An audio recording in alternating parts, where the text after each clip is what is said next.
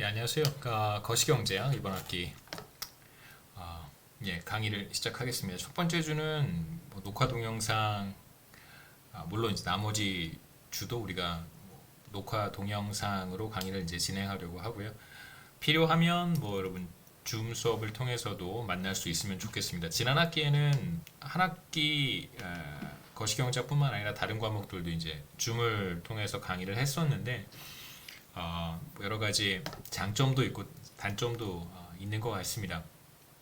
대체로 줌 같은 경우에는 이제 장점은 뭐 이제 실시간 뭐 커뮤니케이션이 가능하다는 그런 측면에서는 장점일 것 같은데 아무래도 이제 중간중간에 강의가 끊긴다든가 저는 이제 계속해서 강의를 하고 있는데 듣는 학생들 입장에서는 이제 수강하는 학생들 입장에서는 좀 불편함이 많았다고 합니다. 그래서 이번 학기에는 이제 비대면 강의로 녹화 동영상으로 하려고 하고요. 사실상 이제 대면 강의를 시도했었는데 아무래도 이 과목이 경제학과 전공 필수 과목이고 이제 여건상 학교에 오는 것이 어려운 학생들이 있을 것 같아서 아무래도 지금 상황이 어려우니까요. 그래서 우선은 뭐 비대면 강의로 거시경제학을 이번 학기 진행하고자 합니다. 뭐 필요하면 제가 얼굴도 넣을 수 있는데 뭐 굳이 지난 학기인가 지지난 학기에는 녹화 동영상을 제작할 때 얼굴을 강의하는 사람의 얼굴이 들어가야 된다 뭐 이런 게 있었어요. 그래서 뭐 얼굴을 넣기도 했었는데 뭐 제 생각에는 뭐 불필요할 것 같아서 얼굴은 가급적 넣지 않도록 하겠습니다.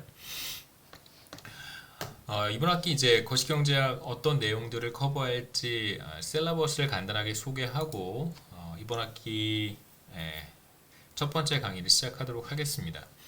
우선 제 이메일은 여기 있습니다. 제 이메일은 moon@sw.ac.kr이고 전화번호는 여기 없는데 970-55522이고요. 면담 가능 시간은 수요일 10시에서 오전 10시에서 이제 2시 사이인데 뭐 학교에 오셔도 괜찮고 이 시간에 다른 강의가 있다면 뭐 저한테 연락을 하셔서 다른 가능한 날짜 혹은 시간으로 뭐 약속을 잡도록 하겠습니다. 그래서 이번 학기에 중간 시험과 기말 시험이 있고요. 중간 시험은 이제 45%, 기말 시험 45%, 그다음에 나머지 10%는 출석입니다. 출석 점수는 어떻게 반영할 생각이냐면 녹화 동영상을 이제 제가 제시한 기간 안에 이제 수강을 하시면 100% 수강을 하시면 뭐 100% 출석 인정이 되는 거고요. 그 다음에 이제 업로드한 녹화 동영상을 뭐 50%만 본다면 이제 그 강의한 날에 이제 출석은 이제 50%만 인정이 되겠죠. 그래서 뭐 경험이 다 있어서 크게 어려움이 없을 거라고 생각합니다. 뭐 이번 학기 이제 우리가 보고 싶은 내용은 이제 거시경제에 나타나는 장기적 현상, 경제 성장이라고 우리가 이야기를 하고요. 단기적 현상을 이제 경기 변동이라고 이야기를 합니다. 그래서 장기적 현상과 단기적 현상을 이제 구분을 하고요. 경제 성장과 같은 장기적 현상이 나타나는 원인을 이제 우리가 우선 중간 시험 이전 전반부에 살펴본 이후에 중간 시험 이후부터는 경기 변동과 같은 단기적 현상을 야기하는 다양한 요인들을 살펴보고 이러한 요인들 때문에 어떻게 국내 총생산 GDP라고 하는 것, 그다음에 인플레이션, 뭐 실업률 이런 것도 우리가 나중에 보도록 하겠습니다. 이런 이제 중요한 거시경제 지표들이 어떻게 영향을 받는지 보는 것이 이번 학기 우리들의 목표입니다. 그 다음에 이제 이 이외에도 거시경제학에서 커버하는 다양한 토픽들이 있어요. 뭐 소득 불평등, 이니퀄리티라든가, 그 다음에 실업, 그리고 뭐 여러 가지 하이퍼 인플레이션을 비롯해서 높은 물가 상승률, 혹은 이제 최근에 문제가 계속되고 있는 주택 가격, 그 다음에 경제 성장의 정체라든가, 양극화 문제, 그 다음에 이제 그 정부의 재정 적자 문제가 굉장히 심각해졌습니다. 국가 채무가 굉장히 빠른 속도로 늘어나고 있어서요. 그래서 재정 위기의 가능성은 또 얼마나 되는가 이런 것들이 지난 수십 년 동안 거시경제학에서 다루어 왔던 그 다음에 이제 최근에 비교적 비중을 두고 많은 거시경제학자들이 살펴보고 있는 주제들이기도 합니다. 그래서 이러한 이제 거시경제학의 제반 문제들도 기회가 되고 시간이 허락한다면 살펴보도록 하겠습니다. 선수 과목은 경제수학하고 미시경제학인데요. 두 과목을 수강하지 않았을 경우에 강의를 따라가는데 상당한 어려움이 있을 수 있습니다. 그래서 굳이 급하지 않다면 거시경제학을 빨리 수강해야 될 이유가 없다면 그러면 이제 순서대로 경제수학과 미시경제학을 수강을 하신 다음에 거시경제학을 수강하실 것을 강하게 권합니다. 교재는 2020년에 매크로이코노믹스고요. 찰스 존스의 매크로이코노믹스 책을 이제 교재로 사용하겠습니다. 계속 이 교재를 제가 사용해 왔고요. 그 국문으로 번역이 되지는 않았습니다. 뭐 언젠가는 국문으로 번역이 되겠습니다만 번역은 되지 않았고요. 그래서 제가 좀 비슷하게 찰스 존스의 매크로이코노믹스를 참고해서 그냥 제 나름대로 강의 노트를 만들었는데 이제 수시로 녹화 동영상을 이제 제작할 때 보통 강의 전날 제가 제작을 하는데요. 제작할 때 같이 제공하도록 하겠습니다. 그래서 이번 학기에 뭐 첫째 주, 둘째 주, 셋째 주 각각 어떤 내용들을 강의할 것인가를 뭐 구체적으로 얘기하는 건 별 의미가 없을 것 같고 우선 여러분들에게 필요한 정보는 아마도 미드텀 exam은 10월 28일 목요일에 보는 게 좋을 것 같고요. 날짜를 제가 픽스했습니다. 그 다음에 기말 시험은 12월 16일 목요일에 보도록 하겠습니다. 그래서 둘 다 목요일에 이제 중간 시험, 기말 시험을 보도록 하고요. 아마 그 학교의 여러 가지 이제 정책 때문에 그 중간 시험 이제 목요일에 있고 이제 금요일에는 강의를 할 겁니다. 그럼 10월 29일 금요일엔 강의가 있고요. 이제 반대로 기말 시험 같은 경우에는 이제 16일 목요일에 기말 시험을 보고 이제 그 다음 날 강의는 없습니다. 참고로 또 그때 가서 스케줄을 제가 말씀드리도록 할게요. 그래서 이번 학기에 전반적인 거시경제학 어떻게 진행할 것인지 말씀을 드렸습니다. 제가 가상 강의실이죠. 가상 강의실에 그 강의 노트를 업로드를 했는데 같이 보시면 도움이 될 것 같아요. 첫 번째 거시경제학의 소개에 대한 이야기입니다. 그래서 뭐 학교에 뭐 여러 가지 이제 가이드라인들이 있는데 예를 들면 강의 시간을 이제 충분히 75분 강의면 이제 75분 분량의 녹화 동영상을 이제 제작하라든가 이제 뭐 이런 가이드라인이 있는데 뭐 첫 번째 주니까요. 첫 번째 주에 뭐 대체로 강의를 다 하겠습니다만 이제 뭐 일장 오늘 커버하고 뭐 시간이 남으면 뭐 거기까지 하도록 하죠. 뭐 일장은 슬라이드로 한 15페이지 정도밖에 되지 않습니다. 첫 번째 거시경제학이란 무엇인가? 거시경제학, 매크로이코노믹스, 마이크로이코노믹스를 미시경제학이라고 하고요. 그 다음에 이제 거시경제학을 매크로이코노믹스라고 하는데요. 그래서 미시경제학을 그 강의 평가를 제가 뭐 자주 한 학기 끝날 때마다 이제 보는데 제가 글씨를 굉장히 못 쓴다고 학생들이 평가를 하셔서 그렇게 못 쓰지는 않는다고 생각하는데요. 제가 대충 쓰다 보니까 그래서 이번 학기에는 좀 노력해서 쓰도록 하겠습니다. 미시경제학은 이제 마이크로이코노믹스라고 하고요. 마이크로이코노믹스라고 하고 이제 거시경제학을 매크로이코노믹스라고 하는데 보통 이제 마이크로와 매크로는 작은 것을 세밀하게 들여다본다고 할 때 이제 마이크로라는 단어를 많이 쓰고 그리고 큰 틀에서 조금 더 큰 안목으로 어떤 문제를 볼 때 사용하는 단어가 이제 매크로라고 할 수 있겠죠. 그래서 거시경제학에서 사용하는 이제 매크로라고 하는 단어는 어떤 한 사람의 행동이라든가 선택이라든가 의사결정을 사실 보는 것이 아니고 물론 이제 중요합니다. 미시경제학의 영역에서 굉장히 중요하지만 거시경제학에서는 이제 그러한 개개인들의 의사결정을 맞게 했을 때 어떤 결과가 나타나는가를 보는 것이다라고 생각하시면 가장 좋을 것 같아요. 그래서 매크로이코노믹스라고 하는 것은 이제 개인, 그다음에 기업, 이들 경제 주체들의 이제 선택의 집계를 보는 것입니다. 집계라고 하는 것은 이제 aggregate이라는 뜻이고요. aggregate 혹은 뭐 aggregate. 개인들이 소비를 얼마만큼 할 것인가 다 선택을 할 텐데 개개인들의 소비를 다 더하면 이제 경제 전체의 소비가 될 것이고요. 이제 개별 기업들이 얼마만큼 투자를 할지, 얼마만큼 고용을 할지를 결정을 할 텐데 한 기업이 몇 명을 고용할 건지, 한 기업이 얼마만큼 투자를 할 것인지는 이제 개별 기업의 선택이 될 것이고, 그건 이제 마이크로 이코노믹스에서 다루는 토픽이라고 할 수 있습니다. 매크로 이코노믹스에서는 이들 기업들의 투자와 고용 의사결정 결과 경제 전체로 봤을 때 얼마만큼이 고용이 되고 얼마만큼의 투자가 이루어지는가를 보는 것, 바로 이게 집계 변수겠죠.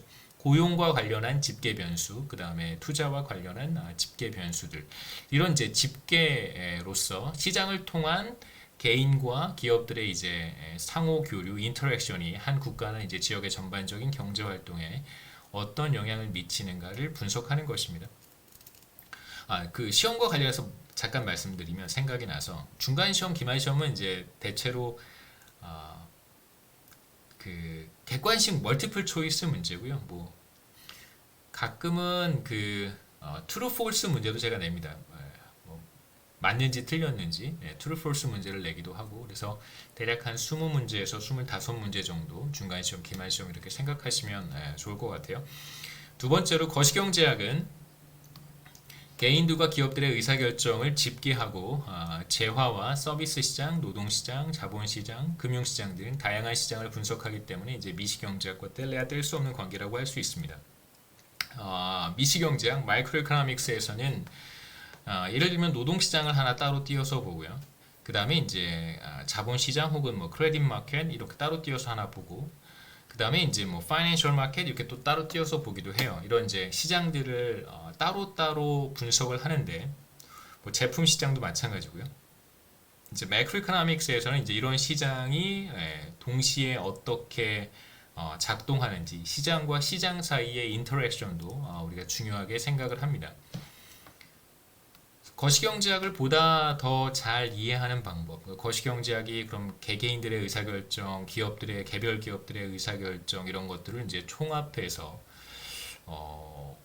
어떻게 국가경제가 작동하는가를 보는 것이고, 특히 이제 다양한 시장들이 어떻게 인터랙션 하는지를 분석하는 것이다라고 하는 것을 이제 이해했을 거라고 생각을 하고요.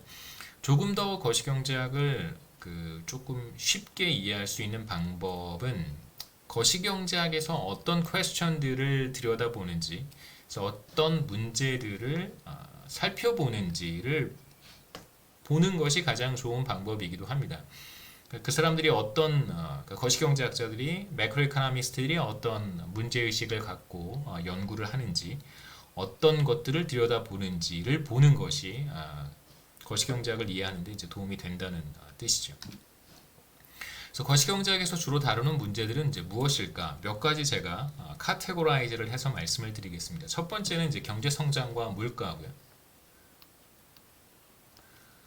1960년에 한국의 연간 1인당 GDP가 944달러, 그러니까 2010년 US 달러 기준입니다. 2010년에 화폐 가치로 환산했을 때 60년에 지금으로부터 이제 한 60년 전이죠.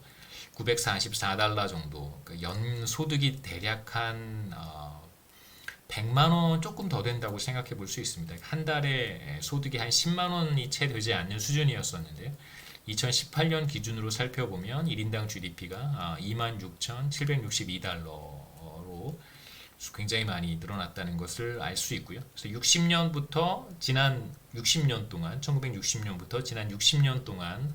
한국의 1인당 GDP가 얼마나 빠르게 늘어났는지를 우리가 확인해 볼 수 있는데, 그렇다면 왜 이렇게 1인당 GDP가 빠르게 늘어날 수 있었는가가 이제 거시경제학자들이 갖는 첫 번째 질문이라고 할 수 있습니다. 그 다음에 이제 또 하나 생각해 볼 수 있는 것은 한국의 1인당 GDP가 빠르게 증가했음에도 불구하고 이제 여전히 미국과는 상당한 차이가 있습니다.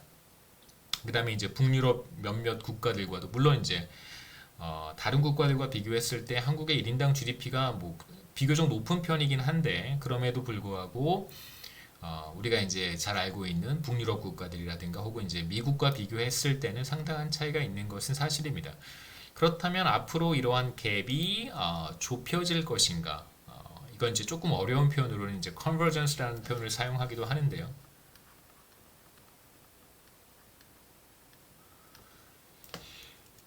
컨버전스가 어느 점으로 수렴할 것인가, 비슷한 수준으로 한국의 1인당 GDP도 수렴할 것인가. 1인당 GDP는 한 국가의 GDP를 그 국가의 인구로 나눈 값인데요. 나중에 이제 정확히 어떻게 계산하고 어떤 의미가 있는지를 그때 말씀드릴 텐데 우선 이제 1인당 GDP라고 하는 것은 이제 각 국가의 평균적인 소득, 평균 국민, 일반적인 한국인의 연간 소득을 측정하는 대표적인 지표라고 할 수 있습니다. 그 다음에 이제 지난 60년 동안 한국 경제가 보여왔던 가파른 경제 성장, 정말 눈부신 경제 성장을 이제 앞으로도 지속해 갈 수 있을까? 세 번째로 최근 물가 상승률이 매우 낮은 수준을 보이고 있고 다시금 물가 상승률이 이제 상승하는 추세로 가고 있습니다. 제가 오늘 관련된 그림을 보여드릴 텐데요. 물가 상승률이 이제 중앙은행의 목표 수준 2%에 도달하도록 하려면 어떻게 해야 되는가? 아직 이제 목표 수준에 근접해 가고 있는데 비교적 지난 몇 년 동안 중앙은행의 목표 수준 2%를 현저히 하회했습니다. 굉장히 물가 상승률이 낮은 상황이었었는데 타겟 레이트 중앙은행이 이제 국민에게 퍼블릭에게 공표한 목표 수준이 있어요. 타겟 레이트를 이제 2%로 설정을 했는데 2% 수준에서 유지하려면 중앙은행은 어떤 정책을 해야 되는가도 이제 중요한 거시경제학의 질문이라고 할 수 있습니다. 두 번째는 이제 노동시장과 고용 관련된 지표인데요. 이제 레이버 마켓과 관련된 이슈라고 할 수 있습니다. 뭐 지금 이제 팬데믹 상황이어서 실업률이 비교적 높게 나타나고 있는데 히스토리컬 데이터를 살펴보면 지난 20년, 30년 데이터를 마찬가지로 제가 보여드릴게요. 데이터를 살펴보면 이제 실업률이 대체로 4%가 채 되지 않습니다. 최근에 4%를 넘었는데요. 다른 국가들과 비교했을 때 상대적으로 실업률이 낮은 것은 사실입니다. 그렇다면 왜 유럽이라든가 미국의 실업률은 한국과 비교했을 때 상대적으로 높을까? 그 다음에 이제 실업률을 결정하는 요인은 무엇일까? 이런 이제 질문들로 우리가 한번 던져볼 수 있고요. 그 다음에 이제 왜 우리나라 실업률은 경기 변동에 민감하게 반응하지 않을까? 이건 조금 어려운 질문이긴 합니다만 실업률이 경기 변동에 민감하게 반응한다, 민감하게 반응하지 않는다 이런 얘기는 무슨 뜻이냐면 경제가 전반적으로 침체기에 빠졌을 때, 그러니까 리세션에 들어갔을 때 일반적으로 실업률은 상승합니다.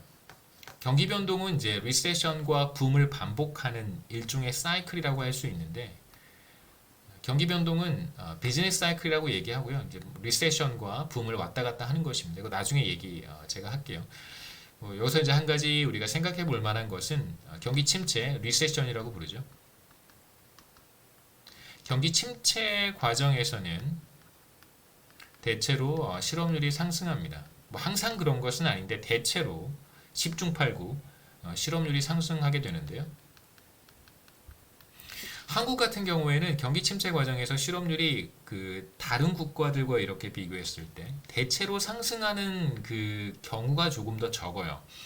그러니까 침체 과정에서 실업률이 상승하지 않는 경우들도 비교적 많이 관찰됩니다. 그렇다면 왜 한국에서는 이러한 그 관계가 그렇게 체계적으로 나타나지 않을까? 이것도 이제 우리가 한번 생각해 볼 만한 이슈고요. 그 다음에 job creation, job destruction은 어떻게 이루어지는가?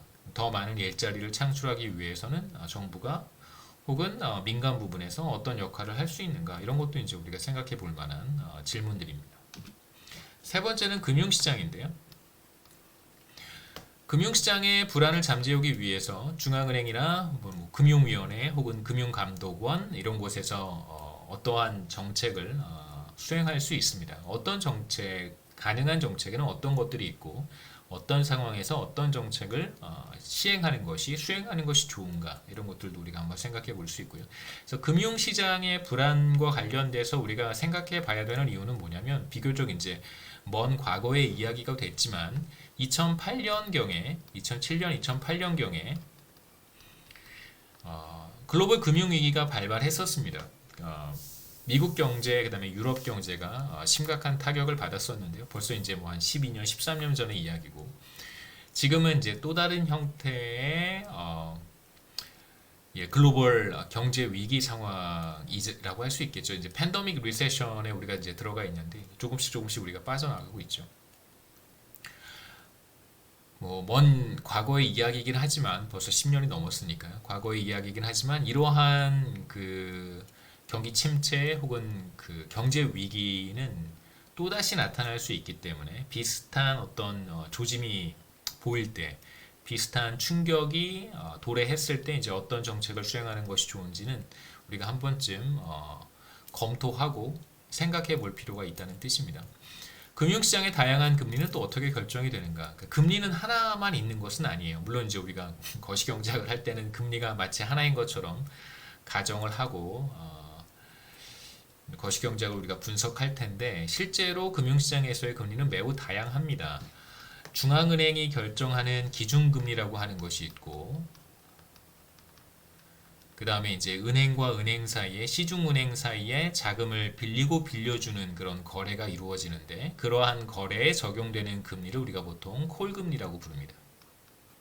그러한 시장을 사실 콜 시장이라고 부르고요.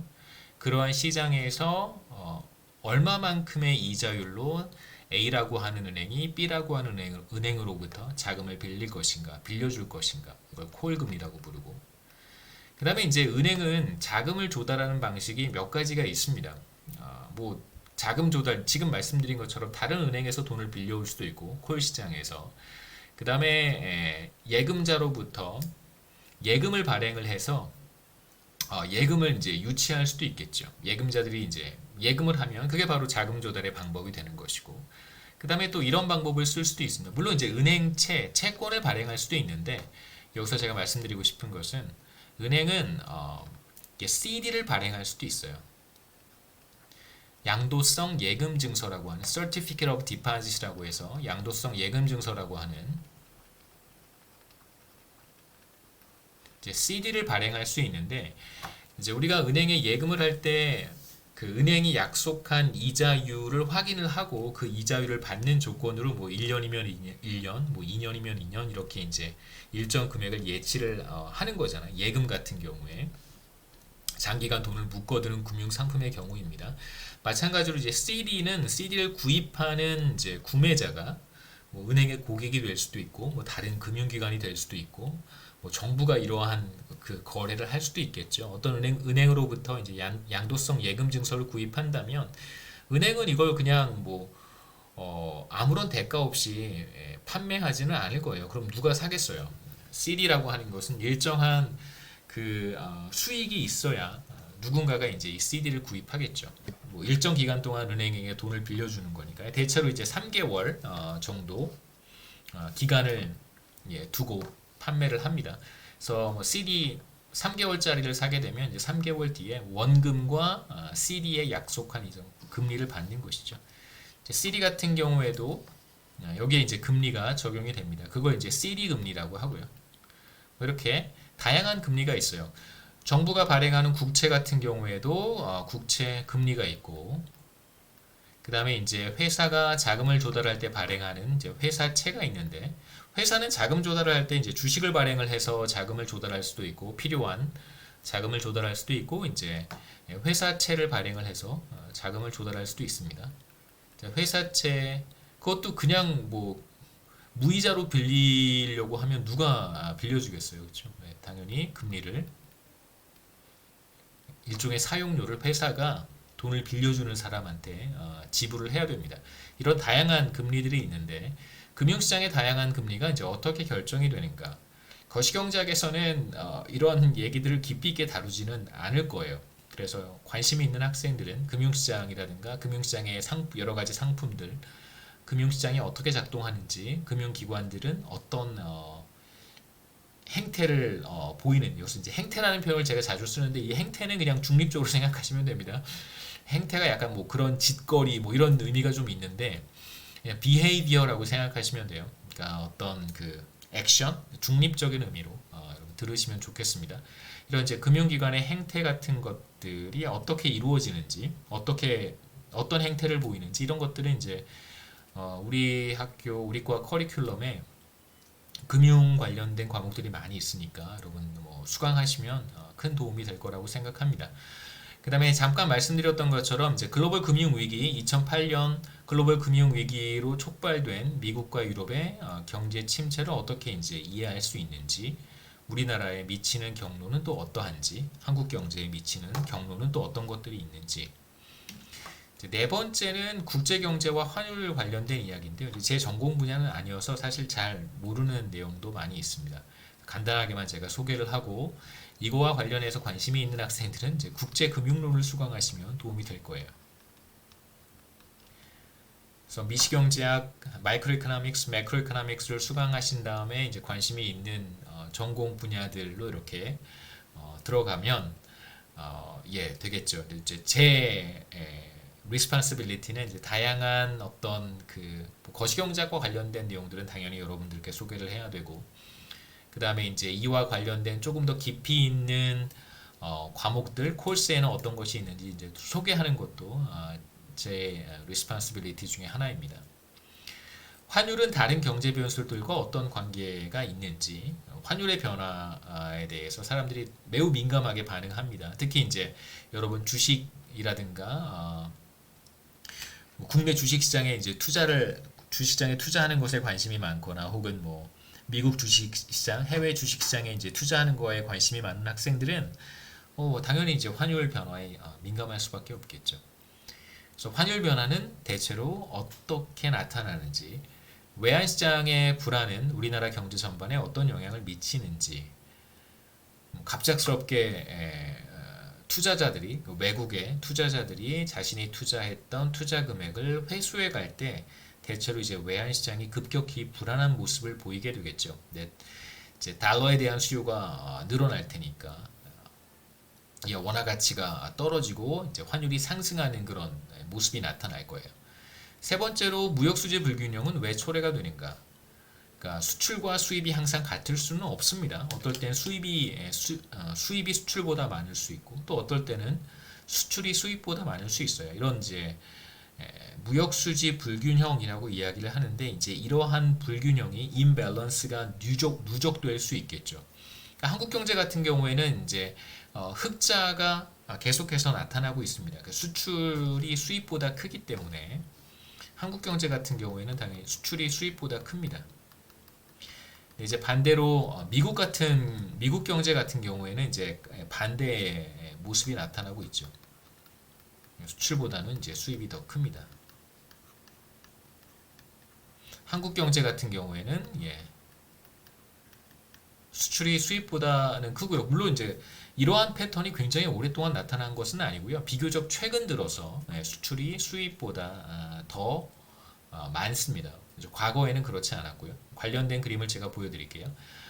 무역 수지 불균형이 지속된다면 어떠한 문제가 나타날까? 문제가 나타날 수 있습니다. 이제 문제가 나타나지 않으면 다행인데 문제가 나타날 수 있어요. 나타날 수 있는 문제가 무엇인지 우리가 생각해 볼 필요가 있고, 그러한 문제로 인해서 거시경제 전반에 어떠한 영향을 미치는지 이런 걸 이제 생각해 볼 필요가 있다는 뜻이죠.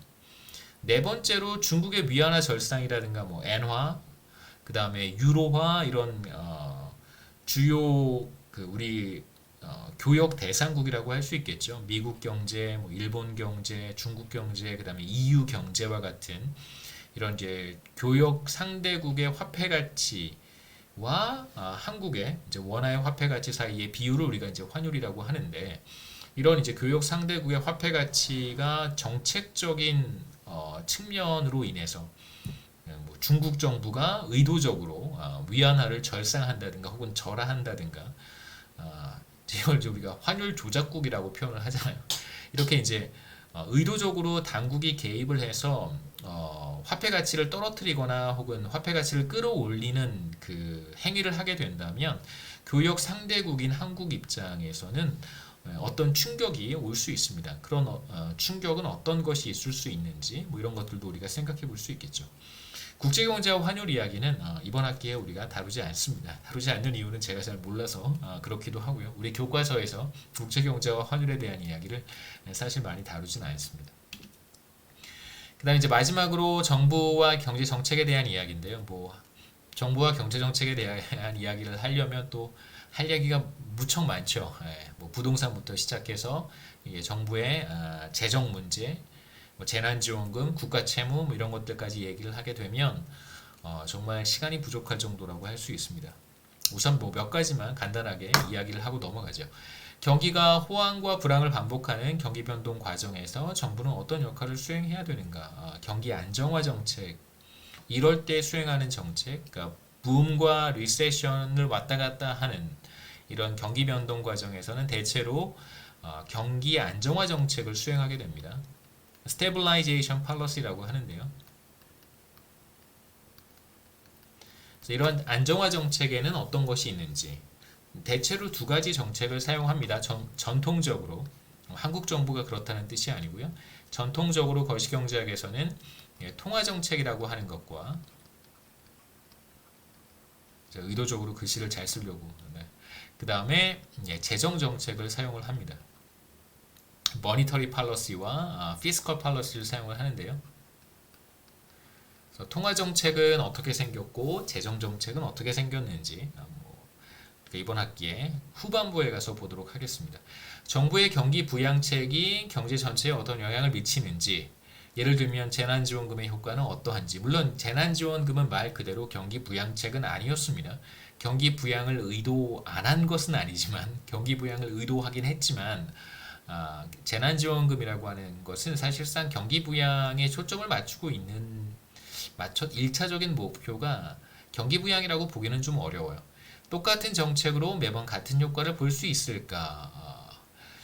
네, 이것도 우리가 한번 생각해 볼 만한 문제입니다. 첫 번째 깜짝 정책은 예상하지 못했기 때문에 그 효과가 있을 수 있겠지만 2차 재난지원금, 3차 재난지원금이 올 거라고 많은 사람들이 예상한다면 사람들의 선택이나 행동이 조금 달라질 수 있겠죠.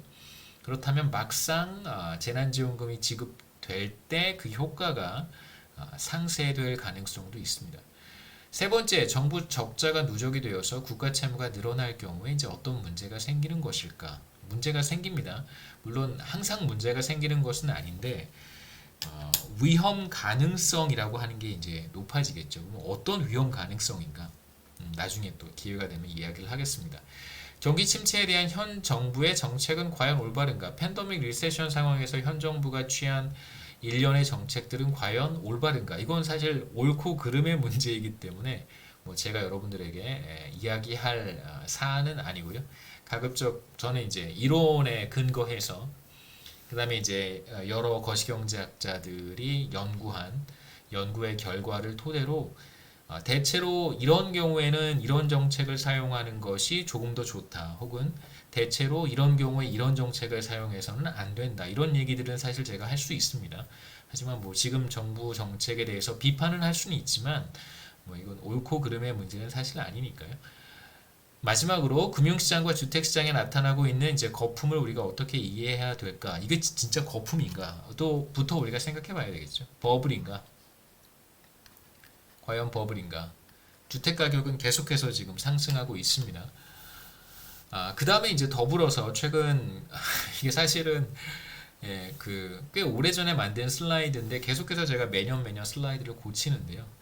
고칠 필요가 없는 내용이죠. 금융시장과 주택시장에 나타나고 있는 버블은 몇 년 전부터 계속돼 왔고 그 다음에 최근 이슈가 되고 있는 가계부채도 항상 이슈가 되어 왔었습니다.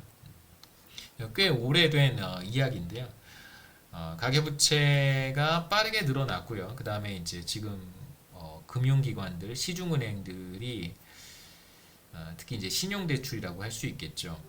신용대출을 조금 그 엄격하게 시행하는 방향으로 이제 가이드라인을 잡고 있습니다. 그러면서 동시에 이제 제2금융권, 저축은행이라고 우리가 부르는 제2금융권을 통한 이제 대출을 조금 늘리려고 하는 것 같아요. 금융감독기구의 어떤 정책 방향은 좀 그런 것 같습니다. 그러니까 소비자들 입장에서 보면, 이제 가게 입장에서 보면 제1금융권에서 시중은행에서 대출을 받는 것은 조금 더 어려워졌어요. 그럼 이제 제2금융권, 저축은행 쪽으로 가야 되는데, 뭐 여러분도 잘 아시겠지만 시중은행보다 저축은행 쪽에서의 이제 대출 금리는 조금 더 높습니다. 그렇기 때문에 지금 그 가계부채를 조절하기 위해서 시중은행을 통한 대출은 조금 더 엄격하게 하고, 제2금융권을 통해서 대출을 뭐 그쪽으로 이제 뭐랄까요, 트랜스퍼를 하는 건데, 결국은 이제 이자 부담이 늘어나기 때문에 아무래도 대출의 총량은 좀 줄어들겠죠. 높은 이자율을 부담해야 되니까 대출을 받으려고 하는 사람들, 그러니까 신용을 늘리려고 하는, 크레딧을 늘리려고 하는 사람들 입장에서는 조금 더 주저할 거예요. 그러니까 가계부채의 증가 속도는 어느 정도 조절할 수 있겠지만, 가계부채, 그러니까 크레딧을 늘려야 되는 사람 입장에서 본다면 조금 더 높은 이자를 부담해야 되기 때문에 상당한 코스트가 가계에 전가될 수밖에 없겠죠. 그런 상황이 예상이 됩니다. 그래서 간단하게 정리를 한번 해보면, 뭐 경제 전반, 노동시장과 고용, 금융시장, 외환시장, 기타, 뭐 정부, 이렇게 나눠서 제가 설명을 드렸는데, 각 부문별로 이제 중요하게 생각하는, 그러니까 매크로 이코노미스트들이 중요하게 생각하는 그런 관심 변수들이 있습니다. 관심을 갖는 변수들이 있는데, 경제 전반과 관련해서 뭐 주목하는 변수들, 관심을 갖고 스터디하는 변수들은 1인당 GDP, GDP 증가율 혹은 뭐 성장률, 경제 성장률, 뭐 GDP 성장률, GDP 증가율, 증감률, 뭐 이렇게 다양하게 부릅니다. 그 다음에 이제 물가 상승률 혹은 인플레이션율, 같은 뜻이고요. GDP 성장률과 그냥 뭐 바꿔치기해서 많이 사용하는 표현들이 바로 GDP 증감률, 그 다음에 이제 경제 성장률이라고 하는 표현도 쓰고요. 그 다음에 이제 물가 상승률과 뭐 이렇게 exchangeably 많이 쓰는 단어가 바로 인플레이션율, 같은 뜻입니다. 인플레이션율, 인플레이션 혹은 인플레이션율, 같은 뜻이고요. 뭐 굳이 인플레이션과 인플레이션율이라고 하는 단어를 구분해 보자라고 한다면, 그 사실 왜 인플레이션과 인플레이션율을 나눠서 쓰느냐라는 질문을 할 수 있어요. 사실상 두 단어는 같은 단어고요. 굳이 이걸 구분해 보자면, 왜 어떨 땐 인플레이션이라는 표현을 쓰고 어떨 땐 인플레이션율이라고 쓰느냐, 마치 꼭 어떤 변수를 우리가 그냥 x라고 부르잖아요. 그냥 x는 어떤 값을 가질지 모르는 어떤 미지수를 이제 x라고 부르는데, 그게 그냥 인플레이션이라고 생각하시면 되고요. 그 다음에 이제 x가 3의 값을 가질 수 있습니다. 그러니까 x는 3이다 라고 했을 때 특정한 값을 갖게 되면, 그러면 이제 인플레이션율, 뭐 이 정도의 차이라고 생각하시면 될 것 같아요. 그 다음에 뭐 하나 더 부연해서 설명한다면, 인플레이션이라고 하는 말 자체는 그냥 물가가 전반적인 물가가 이제 지속적으로 증가하는 상태를 의미하는 단어입니다. 인플레이션이라고 하는 단어는. 그렇기 때문에 굳이 뭐 인플레이션율과 구분하자면 뭐 그런 뜻의 차이 정도가 있을 수 있다. 경제 전반에 대해서 관심을 갖는 또 다른 변수는 뭐 재고 증감률, 이런 것들도 관심을 갖겠죠. 재고가 빠르게 소진이 되고 있으면, 그러면 이제 경제가 전반적으로 이렇게 붐 상황으로 가고 있다고 생각할 수 있습니다. 그러니까 생산은 계속하고 있는데, 생산해서 판매할 뿐만 아니라 재고로 비축해 놓은 것까지 판매할 정도로 그렇게 판매가 늘어나는 경우니까 이제 붐에 해당한다고 할 수 있고요. 반대로 재고가 계속 쌓이고 있어요. 그러면 이제 생산하는 것이 다 팔리지 않아서 계속해서 이제 재고가 늘어나는 그런 상태라고 볼 수 있겠죠. 그래서 재고가 늘어나는 경우에는 대체로 리세션 상황이라고 생각해 볼 수 있습니다. 노동시장 고용과 관련해서 이제 관심을 갖고 보는 변수들은 이제 바로 고용률, 실업률, 그 다음에 뭐 일자리 창출, 일자리 소멸, job creation, job destruction 이런 지표들로 이제 같이 보고요.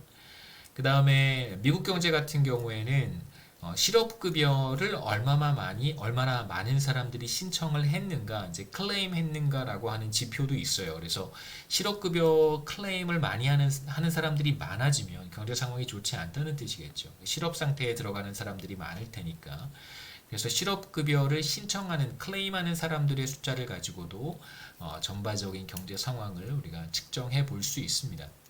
제가 이렇게 구분한 것은, 고용률과 실업률을 이렇게 구분한 것은, 참고로 말씀드리면 제가 매크로이코노믹스 강의할 때는 보통 노동시장에 대한 이야기를 잘 하지는 않으니까, 제 전공임에도 불구하고 시간이 없어서 잘 이야기를 하지 못하는데, 경제활동 상태를 크게 이렇게 구분을 해요. 일을 하는 사람들이 있고, 취업 상태, 그 다음에 실업 상태, 일을 하지 않는 사람들은 크게 구직 활동을 하는 실업자들과 그 다음에 이제 노동시장을 아예 떠난 비경제 활동 인구로 구분할 수 있습니다.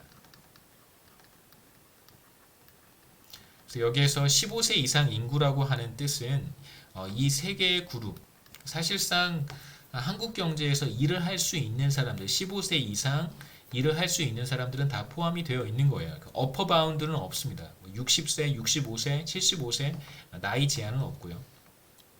다만 군대에 있거나 군 복무 중이거나 혹은 이제 기관에 속해 있는 사람들은 제외가 돼요. 어떤 사람들이냐면 이제 교도소의 재소자들, 그 다음에 이제 요양 시설에 있는 어르신들, 그러니까 사실상 경제 활동이 불가능한 사람들이겠죠. 요양시설, 이런 이제 기관, 인스티튜션에 있는 사람들은 사실상 배제가 되고, 당연히 이제 군인도 배제가 되겠죠. 직업군인 말고 병역의 의무를 이행하는 이제 군인들도 빠지고, 재소자, 교도소에 있는 재소자도 빠지고요. 그 다음에 이제 요양시설에 있는 어르신들도 제외가 됩니다. 물론 이제 어르신만 계시는 건 아니겠지만, 요양시설에 있는 사람들, 이걸 이제 우리가 15세 이상 인구라고 부르고, 이 사람들 중에서, 이 전체 사람들 중에서 이제 취업자의 비율이 바로 고용률입니다. 그래서 분자가 취업자고, 이제 분모가 바로 취업자, 실업자, 비경제활동 인구 다 더한 것이고요. 반대로 실업률은 좀 다릅니다. 실업률은 실업자 나누기 15세 이상 인구가 아니고, 제가 색깔을 좀 바꿔서 실업률을 계산할 때는 이 실업자들의 숫자를 취업자와 실업자들의 숫자로 나눠주는 거예요. 그래서 경제활동 인구는 뭘 의미하냐면 비경제활동 인구가 아니면 경제활동이죠. 이게 바로 경제활동입니다. 경제활동 인구, 레이버 포스예요. 그래서 취업자, employed, 실업, unemployed 이 둘을 합쳐서 labor force라고 이야기를 하고, 경제활동 인구, 그 다음에 이 둘을 제외한 나머지 사람들을 이제 비경제활동 인구 혹은 out of the labor force라고 불러요. labor force 바깥에 있는 사람들이기 때문에 force. 그래서 실업률을 계산할 때는 이제 취업자와 실업자들 분의 실업자 이렇게 측정을 하겠죠. 금융시장 관련해서는 뭐 여러 가지 금리들 말씀을 드렸었는데, 그런 금리들, 콜금리, 국공채 금리, 뭐 CD 금리, 회사채 금리 이런 것들 들여다보고, 그 다음에 위험 프리미엄, 그러니까 안전자산과 위험자산 사이의 금리 차이를 대체로 이제 위험 프리미엄이라고 부릅니다. 그러니까 리스크 프리미엄이라는 뜻인데, 주가지수도 당연히 이제 살펴볼 거고요. 그래서 위험 프리미엄을 간단하게 제가 부연해서 설명을 드리면, 위험자산과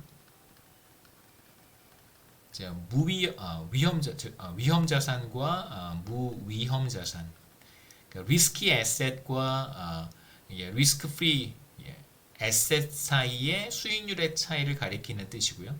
무위험자산. 그럼 이제 도대체 뭐가 위험자산이고 뭐가 무위험자산인가는 그냥 뭐 그때그때 다르게 사용할 수 있습니다. 그러니까 이게 바로 위험자산이고 저게 바로 무위험자산이다 이렇게 정의하지 않고요. 예를 들어서 국공채는 국가가 발행하는 채권이기 때문에 국가가 망하지 않는 한은 내가 이 채권을 가지고 있으면 반드시 정부가 상환해 줄 거예요. 그런 의미에서 국공채라고 하는 것은 무위험 자산입니다. 리스크 프리한 거고요. 반대로 여기 이제 채가 또 하나 있어요. 회사채가 있죠. 회사채는 이제 회사가 발행하는 건데 회사는 망할 수도 있어요. 그렇기 때문에 내가 어떤 증권사가 발행한 채권을 가지고 있다면 그 증권사가 망해버리면 제가 가지고 있는 회사채는 사실상 종이 조각에 불과한 것이죠. 아무 쓸모가 없어집니다. 그래서 이런 회사채 이런 것들은 이제 위험 자산으로 분류를 하고요. 그래서 이런 이제 국공채 금리와 회사채 금리 사이의 금리 차이를 이제 리스크 프리미엄이라고 부르는데 꼭 이것만 해당하는 것은 아니에요. 또 하나 예를 들어서 생각해 보면 한국 정부가 발행하는 국채라고 하는 것과 그 다음에 반대로 미국 정부가 발행하는 국채가 있겠죠. 미국 국채. 미국 국채와 한국 국채를 비교해 보면 당연히 미국 국채가 국제금융시장에서 미국 국채가 무위험 자산이고 한국 국채가 위험 자산이에요. 그렇기 때문에 국제금융시장에서 한국의 국공채 금리는 미국의 국채 금리보다 조금 더 높습니다. 왜냐하면 같은 금리를 제시했을 때 누가 국채 금리 한국이 발행한 국채를 매입하려고 하겠어요. 한국 정부에 대한 리스크가 사실상 더 높기 때문에 한반도에서 전쟁이 발생할 수도 있고 북한이 도발할 수도 있고 여러 가지 위험 요인이 있습니다. 그래서 상대적으로 미국은 무위험 자산, 미국이 발행한 국채는 무위험 자산에 해당이 되고요. 그 다음에 이제 한국과 같이 선진국에 들어갔다고 얘기는 하는데 불과 며칠 전까지 신흥국이었었어요. 그리고 대체로 그러니까 어떤 국가가 선진국이다라고 하는 판단은 그런 거잖아요. 그건 그냥 글로벌 사회에서 다른 국가의 구성원들이나 이제 예를 들면 대통령, 정치인들 혹은 우린 경제학을 하니까 중앙은행의 총재들이라든가 혹은 재무부 장관이라든가 이런 이제 혹은 각 국가의 경제학자들이라든가 이제 이런 사람들이 사실상 이렇게 스터디를 하면서 어떤 마음의 기준이 되는 거잖아요. 물론 나이 든 사람들은 한국이 여전히 신흥국이라고 생각을 할 것이고 상대적으로 이제 젊은 외국인들은 한국이 선진국 수준에 들어갔다라고 판단할 거예요. 물론 이제 세대 차이가 있겠지만 여하튼 제가 말씀드리고 싶은 것은 신흥국이냐 선진국이냐라고 하는 것을 구분을 할 때 저도 연구를 할 때 리서치를 할 때 그렇게 합니다. 그냥 어떤 룰 오브 덤이 있어요. 룰 오브 덤. 그냥 관행적으로 하는 구분 방법들이 있습니다. 그 어떤 관행적으로 이루어지는 구분 방법에 따라서 이제 국가를 그룹핑하는 것이지 카테고라이즈 하는 것이지 어떤 객관적인 지표가 있어서 거기에 이렇게 그렇게 하지는 않아요. 외환시장 같은 경우에 환율과 경상수지를 이제 들여다보겠죠. 그 다음에 그 이외에 말씀드렸던 것처럼 이제 정부의 부채 규모, GDP 대비 국가 채무의 비율, 그 다음에 여러 가지 주택가격 지수 이런 것들도 함께 살펴볼 수 있습니다. 거시경제학자들은 어떻게 거시경제학을 연구하나 몇 가지 단계로 나눠서 생각해 볼 수 있는데요. 우선 데이터를 굉장히 많이 들여다봅니다. 실제로 어떤 일들이 벌어지고 있는지, what's going on? 이게 기본적인 퀘스천이죠. 데이터를 들여다봅니다. 데이터 분석을 통해서 어떤 패턴을 찾아내는 거예요. 정형화된 사실 일종의 이제 패턴입니다. 어떤 상황에서는 거의 항상 나타난다. 이러한 현상이 나타난다 라고 하는 그러한 현상을 찾아내는 것이죠. 이걸 이제 우리가 보통 stylized facts 혹은 정형화된 사실 이렇게 부르고요. 그러면 이제 정형화된 사실을 설명할 수 있는 경제 이론이라든가 이제 경제 모형을 만드는 일을 합니다. 그러니까 이건 모든 경제학자들이 다 이런 식의 과정을 밟는 건 아니고요. 대체로 매크로 이코노미스트들이 이런 짓을 많이 해요. 매크로 이코노미스트들의 영역입니다. 이론을 만들거나 뭐 모형 같은 것들을 만들고요. 그래서 모형이 무엇이고 이론이 무엇인지 궁금한 학생들은 이제 챕터 2, 챕터 3로 들어가게 되면 제가 모형, 이론에 대한 이야기를 굉장히 많이 할 거예요. 그래서 이론이나 모형이라고 하는 것이 뭐 대단한 것이 아니고 어떤 그 일관성 있는 매우 그 일관성 있는 하나의 스토리라고 이야기라고 생각하시면 좋겠습니다. 수학을 조금 사용을 해야 되겠죠. 그 다음에 세 번째로 두 번째 단계에서 만든 경제 이론, 경제 모형이 정말로 현실을 잘 설명하는지를 한번 테스트를 해보는 거예요. 그래서 stylized fact가 잘 설명이 되는지, 잘 설명이 되면 좋은 이론, 좋은 모형이라고 할 수 있고, 잘 설명하지 못하면 그러면 이제 모형이나 이론을 좀 바꿔야 되겠죠. 근데 여기에서 이제 그 조금 일장에서 이런 얘기까지 하는 게 조금 무리라고 생각은 되는데 우리가 이제 머릿속에서 직관적으로 혹은 본능적으로 느낌적으로 반드시 그래야 될 것 같은 게 있어요. 그런 현상들이 있습니다.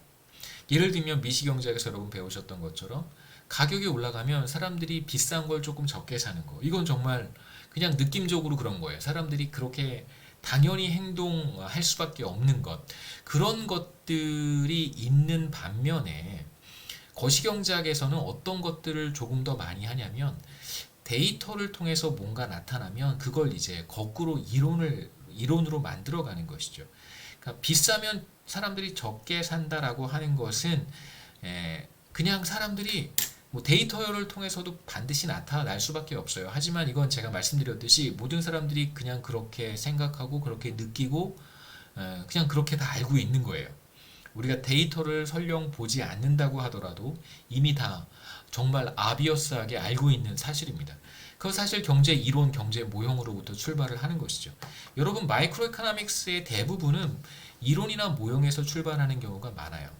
그러니까 데이터를 보지 않은 상태에서 그냥 직관적으로 혹은 논리적으로 합리적으로 그렇게 추론이 될 수밖에 없는 것 광고 죄송합니다.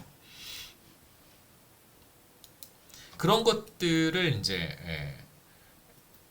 출발점으로 삼는 경우가 많고요. 마이크로 이코노믹스는 반대로 매크로 이코노믹스는 그 말씀드렸듯이 우리가 첫 페이지에서 개별 경제 주체를 기업들의 의사결정을 이제 집계해야 되잖아요. 그렇기 때문에 한 사람 한 사람이 어떻게 행동할지에 대한 합리적 추론은 가능할지 모르겠지만 이 사람들이 다 모여서 어떤 결과물을 만들어냈을 때 aggregate outcome을 우리가 이렇게 딱 봤을 때는 이런 합리적 논리적 추론이 불가능한 경우도 굉장히 많습니다. 그래서 매크로 이코노믹스는 거꾸로 가는 경우가 많아요. 예를 들어서 데이터를 통해서 어떤 현상이 나타나요.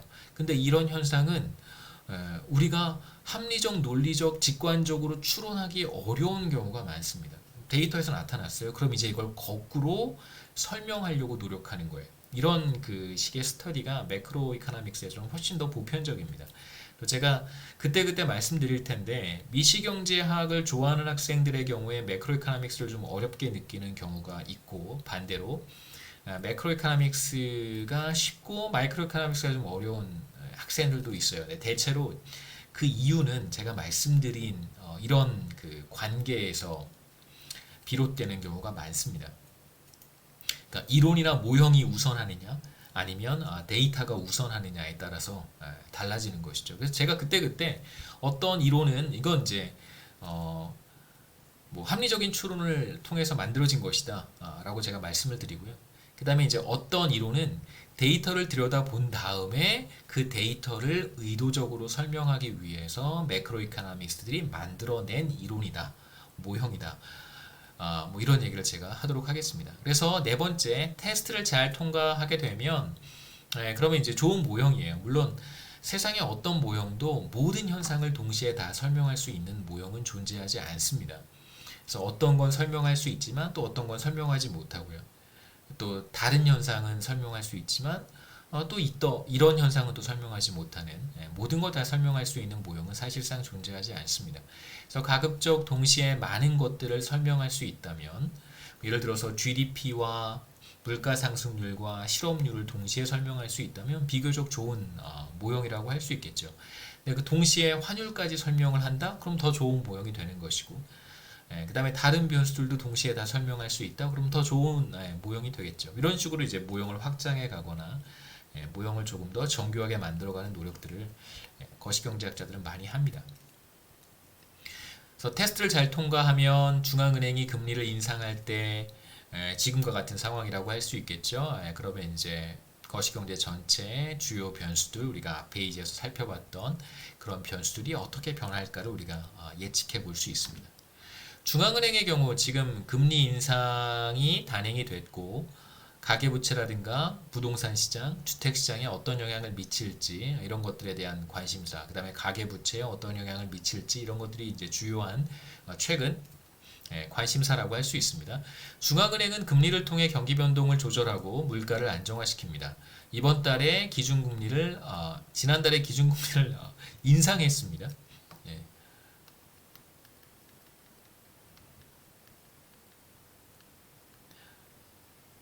지난달이죠, 그렇죠? 벌써 9월 달이니까.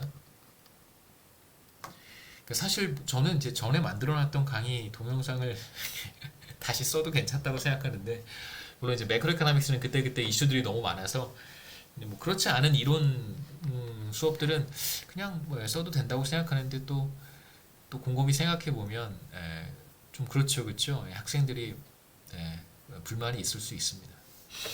향후 경제 상황과 물가는 어떻게 될까? 뭐 예를 들면 가계부채 어떻게 될까? 주택 시장의 주택 가격은 어떻게 될까? 이런 게 이제 초유의 관심사겠죠. 지금 뭐 0.25% 포인트 인상했는데 앞으로 이제 연말까지 한 번 더 인상할 가능성이 있잖아요. 이제 우리가 예상하고 있습니다. 그런 경우에 어떤 일이 벌어질까를 그냥 막연히 앉아서 이렇게 되겠지 저렇게 되겠지라고 이야기하는 것은 사실상 경제학자로서는 되게 무책임한 행동이고요. 중앙은행도 굉장히 무책임한 행동입니다. 중앙은행은 한국은행 같은 경우에 중앙은행이죠. 한국은행은 그 여러 가지 모형들을 가지고 있고 그 모형들을 테스트해서 정교한 모형으로 계속해서 이렇게 디벨롭하고 있습니다. 그러면 중앙은행이 기준금리를 인상했을 때 뭐 다양한 거시경제 현상들을 이제 이야기할 수 있겠죠. 우리가 지금 앞에 슬라이드에서 얘기했던 것처럼 단계적으로 한번 이야기해보죠. 중앙은행이 금리를 통해서 경기 변동을 조절하려고 했던 과거 데이터가 많이 있어요. 지난 30년, 40년. 이제 금리, 물가, 경기 사이에 이제 관계를 한번 찾아볼 수 있겠죠. 데이터를 쭉 면밀하게 분석해 보는 것입니다. 두 번째, 그러면 금리, 물가, 경기, 뭐 여기에다가 이제 주택 시장까지 넣으면 좋겠죠. 이런 변수들 사이의 관계를 잘 설명하는 이론 혹은 모형을 만들었어요. 그런 다음에 실제로 첫 번째에서 stylized facts라고 할 수 있겠죠. 정형화된 사실을 잘 설명하는지를 이제 테스트해 보는 거예요. 실제로 과거에 중앙은행이 금리를 인상했을 때 혹은 금리를 인하했을 때 실제 데이터와 같은 방향으로 모형이 작동하는지를 한번 보는 거예요. 뭐 어렵지 않게 할 수 있습니다. 이거 하는 사람들은 뭐 어렵지 않습니다. 그렇게 해볼 수 있어요.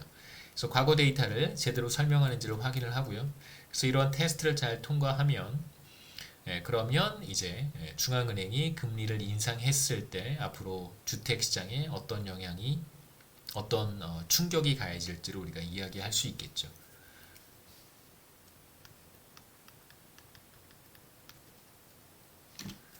그래서 우리가 이번 학기에 거시경제학을 어떻게 공부할 것인가? 거시경제는 크게 이제 장기의 문제, 롱런 이슈와 숏런 이슈로 나눠서 볼 수 있습니다. 장기의 문제는 뭐 간단하게 말씀드리면 이제 경제 성장이죠.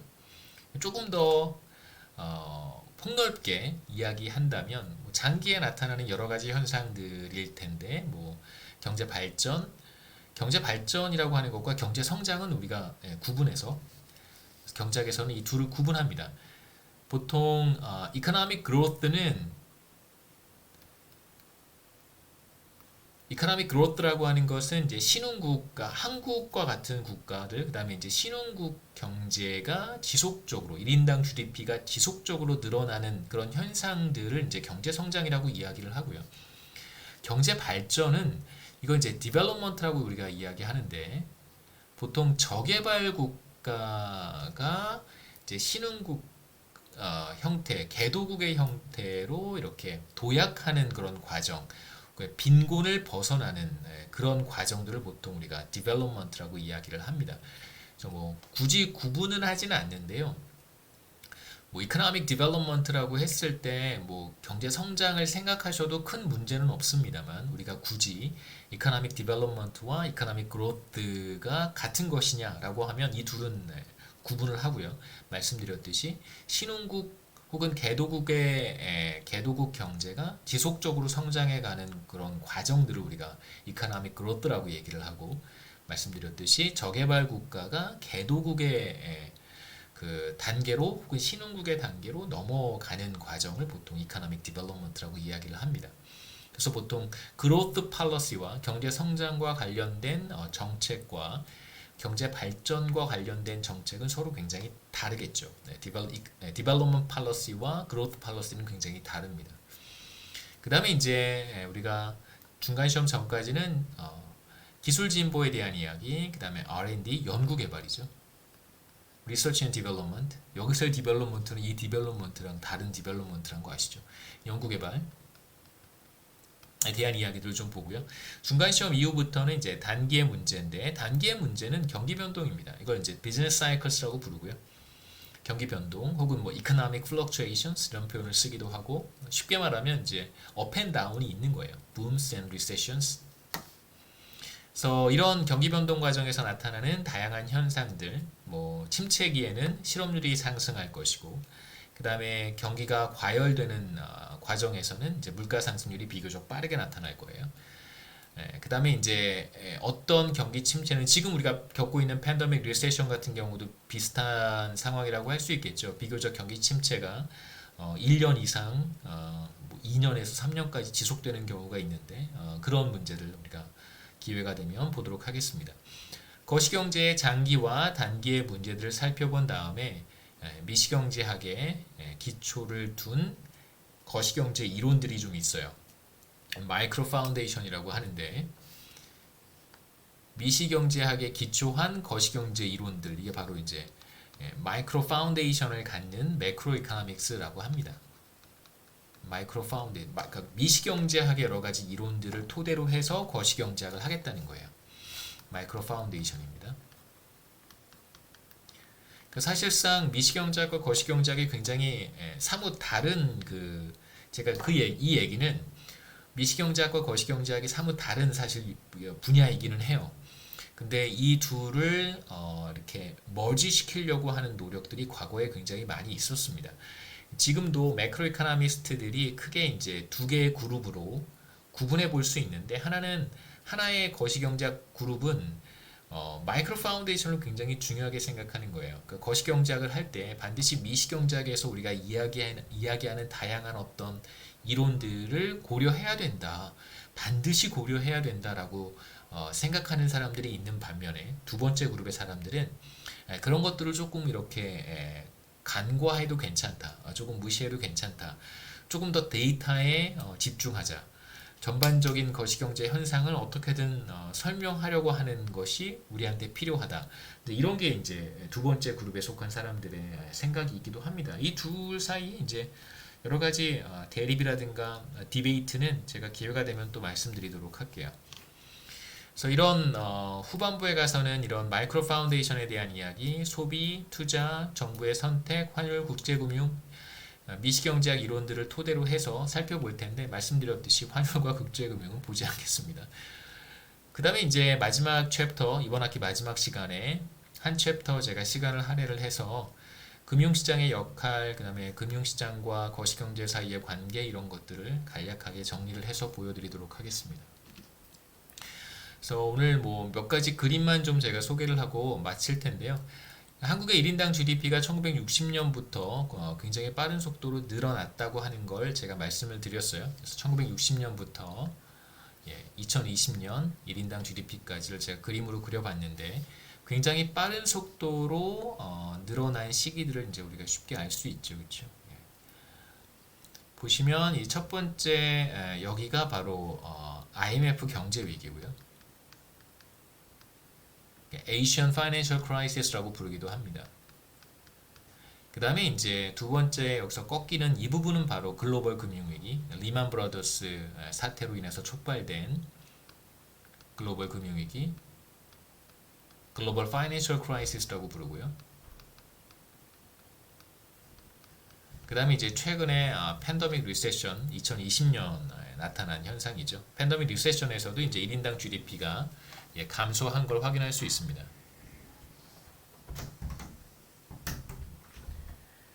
주목할 만한 것은 사실 IMF 경제 위기와 지금 팬데믹 리세션 상황에서는 1인당 GDP가 이제 감소했고 글로벌 금융위기 과정에서는 사실상 감소하진 않았어요. 그래서 굉장히 일정하게 유지된 걸 확인할 수 있죠. 한국의 실업률입니다. IMF 경제 위기 때 데이터가 90년부터밖에 없어서 여기가 바로 이제 IMF 경제 위기 때 사실 그 실업률이 굉장히 굉장한 수준을 기록을 했습니다. 이건 월별 데이터를 보여주는 거고요. 8%를 넘었습니다. IMF 경제 위기. 글로벌 금융 위기 기간도 우리가 확인해 볼 수 있고, 그 다음에 팬데믹 리세션. 팬데믹 리세션 상황에서 실업률이 사실상 IMF 경제 위기 이후에 가장 높은 실업률이라고 볼 수 있겠죠. 바로 최근에 우리가 지금 겪고 있는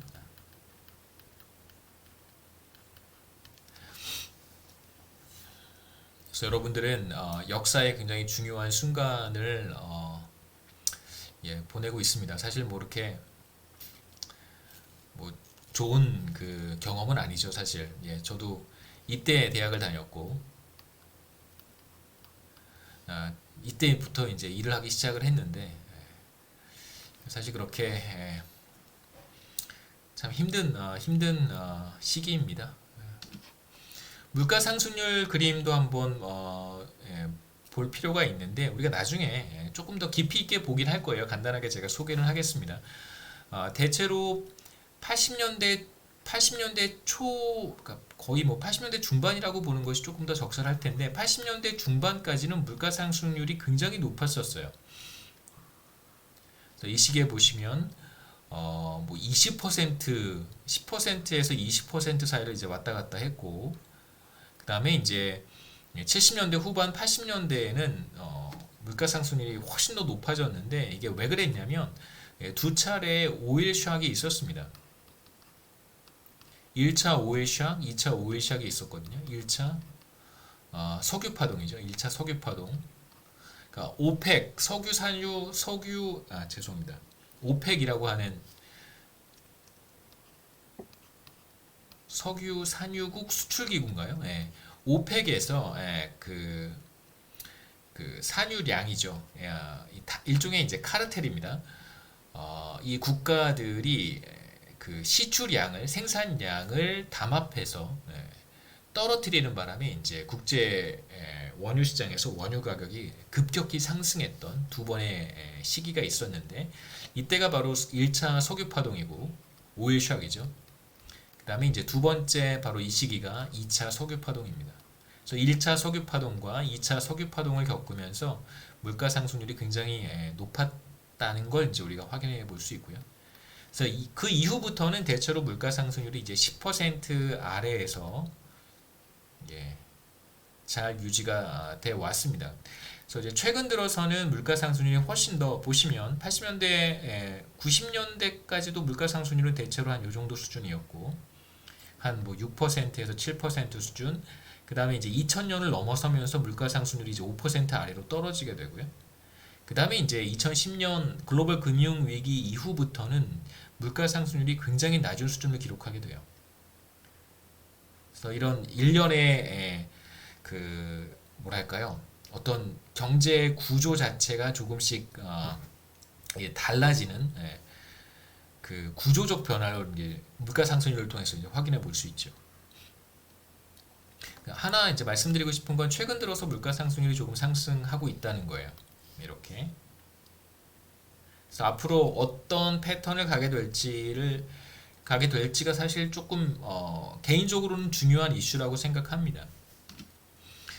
그 다음에 그 뭐 무역 수지 이런 거와 관련해서 간단하게 말씀드렸던 내용이긴 한데 수출 빼기 수입이에요. 이걸 GDP 대비 비율로 표현을 했습니다.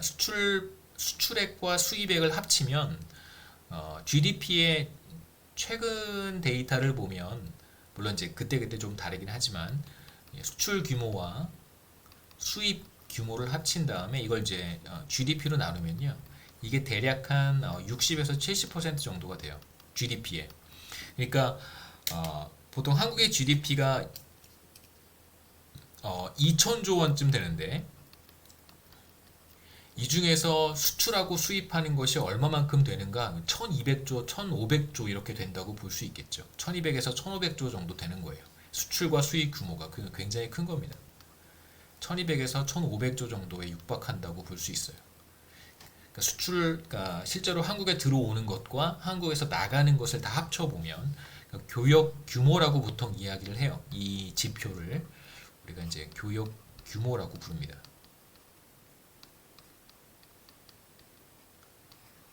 한국은 교역 규모가 굉장히 큰 국가 중에 하나인데 뭐 말씀드렸듯이 수출이 수입보다 큰 거는 맞는데 그러한 현상이 비교적 꽤 오래전부터 나타난 것은 아닙니다.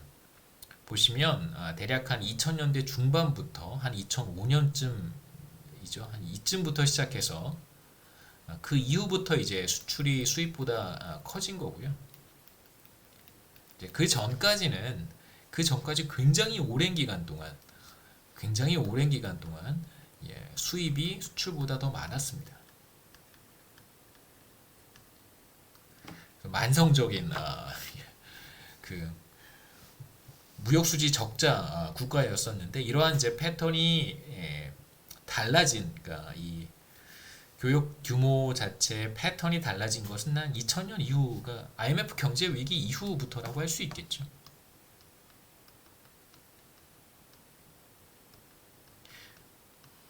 그래서 여기까지가 이제 1장의 내용인데 뭐 제가 말씀드렸던 시간보다는 거의 1시간 12분 그래서 다음 시간에 이어서 2장의 내용 제가 정리해서 강의 노트 슬라이드 그러니까 보통 강의 슬라이드와 그 여러분이 뭐 슬라이드에 없는 내용들을 제가 또 따로 뭐 만들어 놓은 또 이제 노트가 또 따로 있습니다. 뭐 필요하시면 그래서 병행해서 보시면 좋을 것 같고요. 그래서 질문 있으시면 뭐 가상 강의실이라든가 제 개인 이메일이라든가 뭐 이렇게 남겨주시면 제가 확인하는 즉시 답을 드리도록 할 것이고 그 다음에 이제 기회가 되면 뭐 줌 수업 같은 경우에 제가 미리 사전에 공지를 하고요. 대체로 녹화 동영상으로 진행을 할 거예요. 근데 뭐 한 5분, 10분 이렇게 줌을 통해서 볼 수 있는 기회들도 만들어 보도록 하겠습니다.